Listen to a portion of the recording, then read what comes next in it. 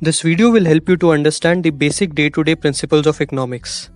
It will help you to understand the world around you so that you can make informed decisions by being more aware about your surroundings.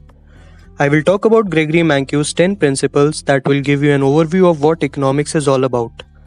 These 10 principles can be divided into 3 categories. In this video, we will talk about the second category. Let us have a look at some interesting examples to understand these 3 important principles. These can be clubbed together as how people interact.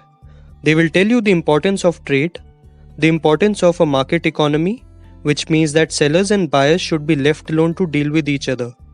And the third would be the importance of government, which means that even if sellers and buyers are left alone, someone must protect their rights. The first principle under this category is trade can make everyone better off.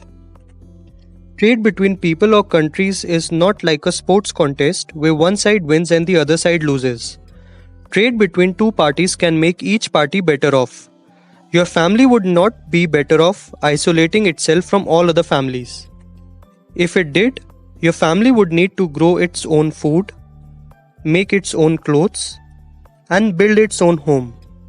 Clearly, your family gains much from its ability to trade with others. Trade allows everyone to specialize in the activities they do best, whether it is farming, sewing, or home building. By trading with others, people can buy a greater variety of goods and services at lower costs. Like families, countries also benefit from the ability to trade with one another. Trade allows countries to specialize in what they do best and to enjoy a greater variety of goods and services. The second principle under this category is markets are a good way to organize economic activity.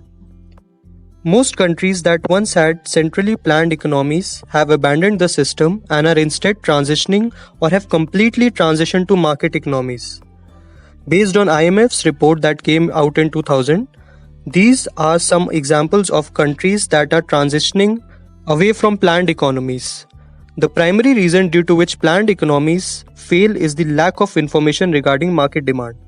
In a planned economy, a government response is terribly slow to stop producing goods with very less demand as they need to make decisions for the entire country and not for small firms. This is one of the reasons for the economic collapse of Soviet Union. The Soviet Union was a huge nation where people in different regions have different necessities and demands. Hence, it was impossible to get perfect information there.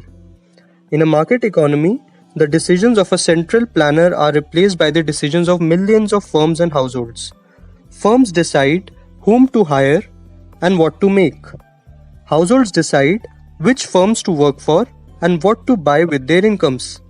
These firms and households interact in the marketplace where prices and self-interest guide their decisions. Free markets contain many buyers and sellers of numerous goods and services, and all of them are interested primarily in their own well-being. In his 1776 book, The Wealth of Nations, economist Adam Smith made the most famous observation in all of economics. Households and firms interacting in markets act as if they are guided by an invisible hand that leads them to desirable market outcomes. A perfect example to understand this is the business model of Uber. Instead of the taxi union deciding the prices that should be charged from the customers, an algorithm decides these prices. The algorithm works solely on the core concepts of economics, that is, supply and demand.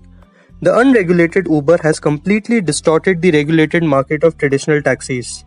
You can watch this detailed case study why economists love Uber and how the invisible hand drives it in the video linked above. I will also add the link in the description. The third principle is governments can sometimes improve market outcomes. If the invisible hand of the market is so good, then why do we need governments? What if you have a restaurant but the customers refuse to pay the bill?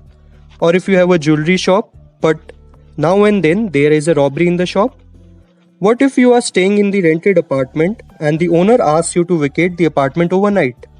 We all rely on government provided police and courts to enforce our rights, and the invisible hand counts on our ability to enforce those rights. Another reason why we need a government is to maintain a balance between efficiency and equality. Even when the invisible hand yields efficient outcomes, it can nonetheless leave sizable disparities in economic well-being. This inequality may call for government intervention. In practice, many public policies such as the income tax and the welfare system aims to achieve a more equal distribution of economic well-being. These were the 3 principles of economics that can be clubbed together and identified as how people interact. Check out part 1 and 3 of 10 principles of economics for the remaining 7 principles. Thank you for watching the video. Have a great rest of your day.